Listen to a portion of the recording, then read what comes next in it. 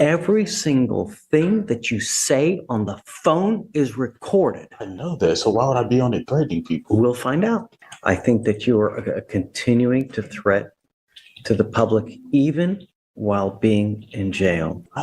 What criminal? I don't want you to say anything. That's okay. We're going to find out because I'm going to have them pull all the records, pull all the phone calls, and we'll listen to everything. Okay, but I can't call nobody. Literally nobody. So what? There's no TV in my tank. There's no nothing. What am I supposed to do? Come on, it's time to go play Fortnite. Let's go. Come on. Huh? This is the moment the tone in the courtroom starts to shift. Jail phone calls are recorded. So if someone is making threats from inside custody, they're not just breaking rules. They are creating evidence against themselves in real time. To a judge, that suggests not only poor judgment, but a serious inability to follow basic conditions even while under supervision. Huh? Come on, man. I'm itching to go. Whatever happened with Mr. Wiggins? Mr. Wiggins has some bond conditions to not speak to the complaining witness in an ag assault with a deadly weapon and an ag assault family member. He then went to jail and called her twice and her mom. I mean, what more can we do? Really? Take the phone away. Oh, yeah, that's a good point. We'll do it now. He also called not only under his own name, but he also called under 3 other inmates' names. Good morning, Mr. Wiggins. What? How's jail? Cool. It's come to my attention that you are violating the conditions that we set out in this court, flaunting it, and trying to get a hold of the complaining witnesses in these cases when we've told you not to. Go ahead. Yes, Judge. The deputy called me this morning and said that the defendant has called the complaining witness twice and the mother of the complaining witness as well. The deputy told me that while listening to these phone calls, he heard the defendant say things, this is how you take care of things, and that everybody violates their bond conditions and talks to the complainants in these cases. He also heard the defendant make statements saying that he was... This is where the case becomes far more serious. At that point, it is no longer just about the original charge. It becomes a question of possible witness intimidation and interference with the justice process itself. And if the defendant is using other inmates' phone access to make those calls, the court is not going to see that as clever. It only makes the pattern look more deliberate and more damaging. Going to continue to violate bond, and once he gets out, he was going to hire an attorney, but he had previously learned that the defendant was indigent, and so he took this to mean that the defendant was going to commit other criminal acts to get money to hire an attorney. Can you please notify the other courts as well that are so that they know as well? Yes, Judge. I just sent a full email to the felony prosecutor in case the deputy hadn't already alerted her. I just went ahead and did it. The deputy, again, is getting the transcripts for these calls, and that the defendant has been using 3 separate inmates' spin codes. That would be Jermaine Brown, Mark Diaz, and Dennis Compton. Your privileges are hereby revoked. You are not allowed to use the jail phone at all from now on. Do you understand? I think that you are continuing to threat to the public even while being in jail. So your privileges to use the phones at all are hereby revoked. Judge, I just, again. She just told you. Not even. Please stop. So. And I just want to read. Please go ahead. He's 19. You are taking away his ability to communicate with his family. But he's making additional threats allegedly, you know? Okay, we're going to get the records, but until I know that you're not a threat, I mean. He's typing everything. Every single thing that you say on the phone is recorded. I know that, so why would I be on it threatening people? We'll find out. Because I'm going to ask, could you mind please pulling all the records, getting all the phone calls, and we'll play them out here in court, and we'll see. And if it's not, then I will gladly give you your phone privileges back. But there have deputies that have pinpointed you allegedly, you and using other people's spin numbers to make phone calls, to make continuing threats, and to further criminality if and when you get out. I didn't, what Well, criminal? I don't want you to say anything. That's okay. We're going to find out because I'm going to have them pull all the records, pull all the phone calls, and we'll listen to everything.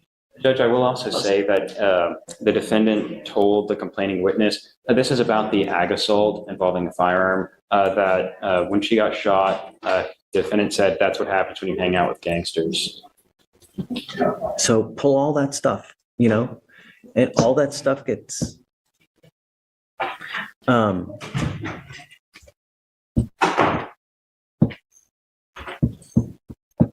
so we need to figure out how, because it's a first for me as far as doing a revocation of privileges like that.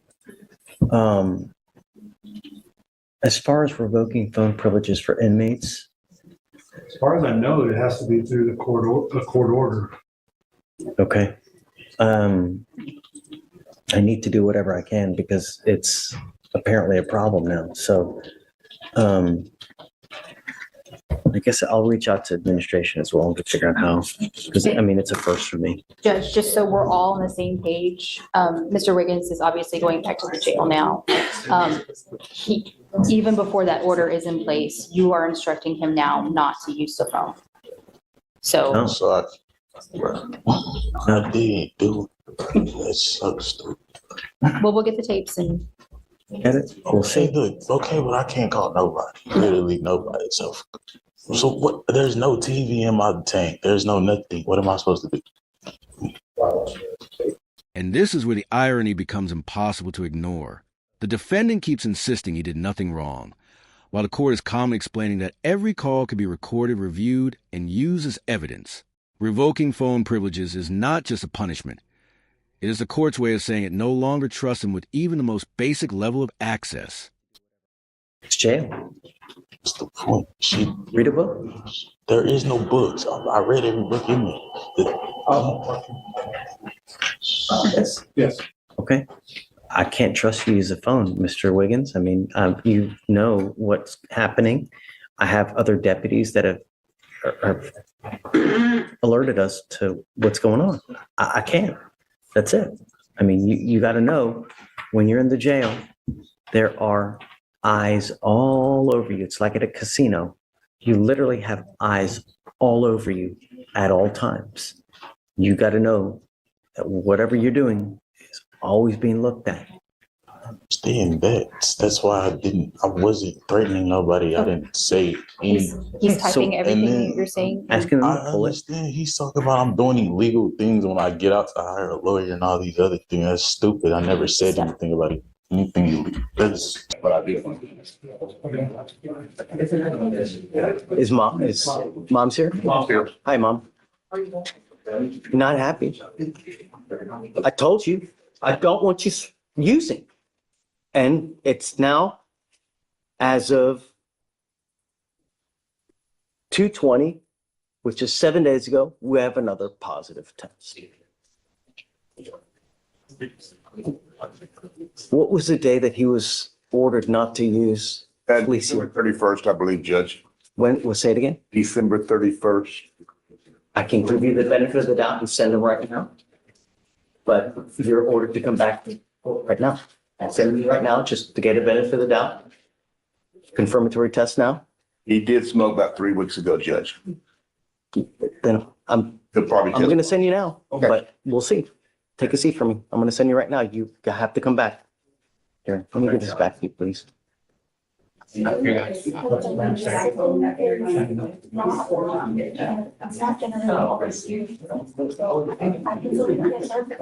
morning, Mr. Harris. Good morning. Sir, you're charged with the offense of failure to identify oneself to a peace officer. You were facing 180 days in jail with credit for you're facing 180 days in jail, and it looks like you've worked out an agreement where they're offering you 180 days in jail with credit for the 80 that you have served.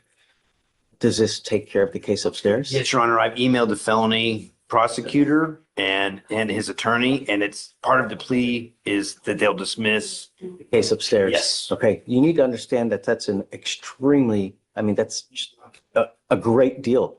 And I'm going to tell you now, probably not many times in life, something like that's going to happen. Do you understand? Yes, sir. You know, anytime you avoid a felony, it's a win. But if it continues, you give up a lot of rights by entering into this agreement. You give up the right to a trial, right to compel witnesses to testify on behalf, confront and cross-examine your accusers. If you're not a citizen, there are possible immigration consequences. You can be deported, excluded from the country, denied naturalization. You give up the right to appeal. Once you plead guilty, it will go on your record. It's going to be there for the rest of your life. Do you understand? Yeah. Now,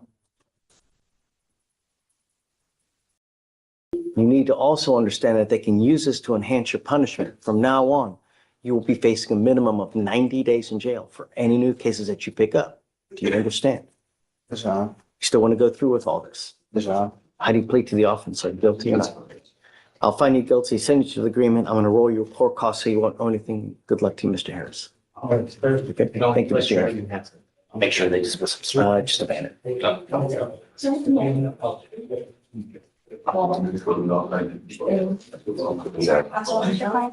Jonathan Payton. He is back home with his mom and back in high school at Sterling. Wonderful. That's the way to go. Yes. Is mom here? What's that? Mom here? Is your mom here? No, she's at work, but my uncle's here.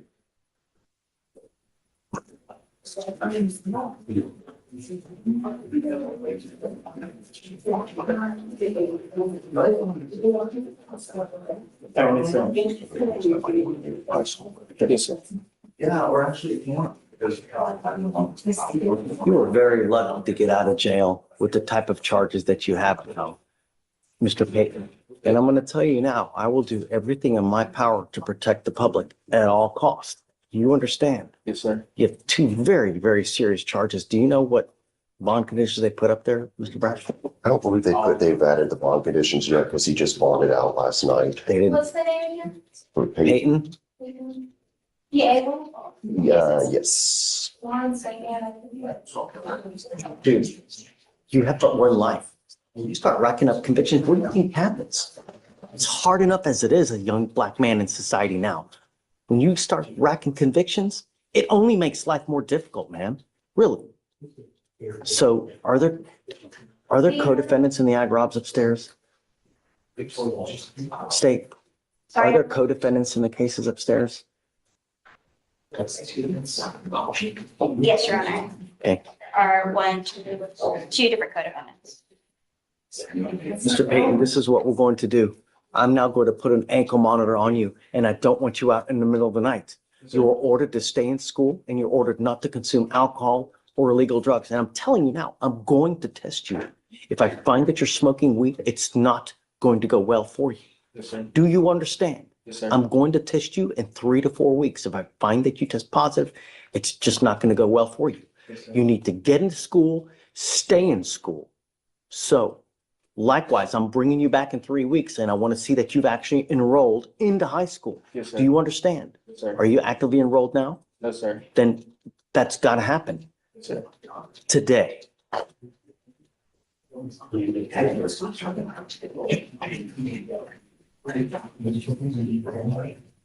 No weapons.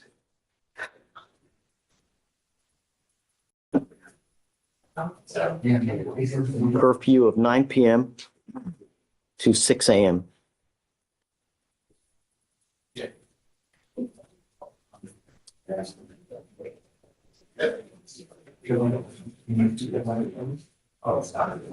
So Felicia, Yes, no sir. weapons, GPS monitor, 9 p.m. to 6 a.m.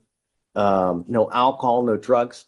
We'll reset them for 3 weeks to see that everything is got done. And I'm going to test you.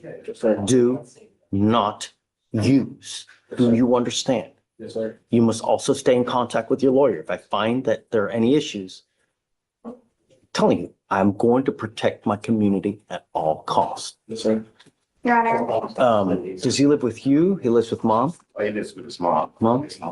Okay, so any issues, just let me know. I want to try to keep him on the straight arrows as much as I can, you know? I will try to do everything in my power. Make good decisions. When you hang with dogs, you get fleas. So don't hang around the wrong people because all they're going to do is bring you down. Do you understand? All right. Good luck, Mr. Payton. See you in 3 weeks. And, Okay. Do you mind bringing her? sure, Ms. Paul. It's an assault case, Judge, and she does live in Belleville, Texas. It's a case from 2022. Elville? Belleville. Good morning, Ms. Paul. Hello. Ma'am, you were charged with assault. You were facing up to a year in jail and or a $4,000 fine. We are going to do probable cause. You have the right to remain silent. Anything you say can or will be used against you. You have the right to have an attorney present. If you cannot afford one will be appointed to you. Okay. Yes, Your Honor. On September 29th, 2022, the complainant was at a bar when the defendant approached her, yelling obscenities at her. The defendant Keep it down. then pulled the complainant's hair and spun her around with both hands, and the complainant felt pain and discomfort. So they're at a bar drinking. They're strangers, Your Honor. Ms. Paul, I'm ordering you as a condition of your bond not to consume alcohol or illegal drugs. I'm going to randomly test you. If I find that you're using, I will revoke your bond, put you in jail. Do you understand? I'm also ordering you as a condition of your bond not to go back to the bar in question and not to have any contact with the complaining witness in this case. Yes, sir. These are your bond conditions. If you violate them or if you pick up a new case, a warrant for your arrest will be issued. You will go into custody. No more PR bonds. Do you understand? Yes, sir. We've given you a lawyer. It is your responsibility to stand for Mr. Pruitt and tell you if and when you have to come back to court. If he tells me that you're gone and AWOL, he can't get a hold of you, we will issue a warrant. Do you understand? Judge, could I get the calls number when you get a chance? You ready? 445-248. 2445. 248. Thank you. You are also not to be in possession of any weapons as well, ma'am. Now, your lawyer tells you that you live in Belleville. Yes, sir. How far is that from here?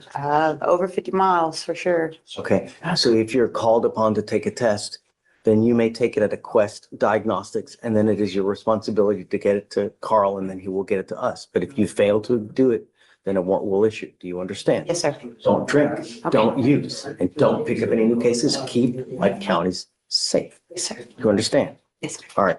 I'll have you sign a reset with Victoria, then we'll have you get with Felicia for your bond conditions, then you're free to go. Thank you. Thank you, Judge. Right this way. Good morning, Ms. Taylor. How's jail? Well, when you have court dates and you miss court dates, this is what happens. They issue warrants, and if you're popped out of state, the process takes so much longer than it's just, as you can see.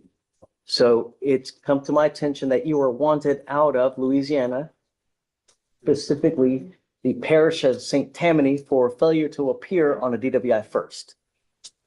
What's my first court? Hold on. Don't just start talking. You have the right to remain silent. Anything you say can and will be used against you. You have the right to have an attorney. If you can't afford one, we appoint one to you. Problem is that everything you say, they're going to try to use it against you to prove guilt, this, that. So that's why it's best just not to say anything at this point in time. We're out here now. The reason that you're out here now is because your lawyer wants me to set you a bond. I don't know. I gauge these things on a number of things. Number one, most importantly, are you a danger to my community? Number two, if we give you a bond, are you going to go back? Because that's really what we want. We want you to go back to take care of the case. If we set you a bond, we give you 2 weeks from the date of your release to go turn yourself in back to that jurisdiction. And if you do it, this fugitive case against you gets dismissed. If you fail to go turn yourself in, we will revoke that bond, set it at 0, and issue a nationwide warrant for your arrest. And we're going to get you. This time, we will hold you here until Louisiana comes and gets you. Do you understand? Yes, sir. Okay, so please tell me about her state. Your Honor, other than what you have advised Ms. Taylor, other than the date of issuance of the warrant, which was April 22nd, 2024, she does not have criminal history that I can tell. That's pretty much all I have on her, Your Honor. Know if she knew or actively evaded? I don't. Because it's nearly a year old. Correct. I don't have any information that she did actively evade the law, Your Honor. So could be like a 2B? Could be. Your Honor, it's a failure to appear, so.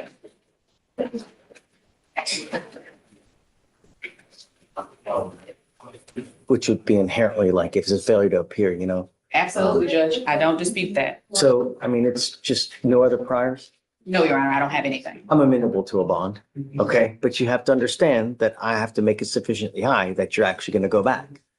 So what do you think she can afford? Your Honor, if I'm being realistic, 1,500 would be what defense would request. She does have 3 children. She actually moved from Louisiana to Houston to be with her children. One of them is going to the university. He's 22 years old, and he would be the one that would help her go back to Louisiana and drive her over there to take care of the case.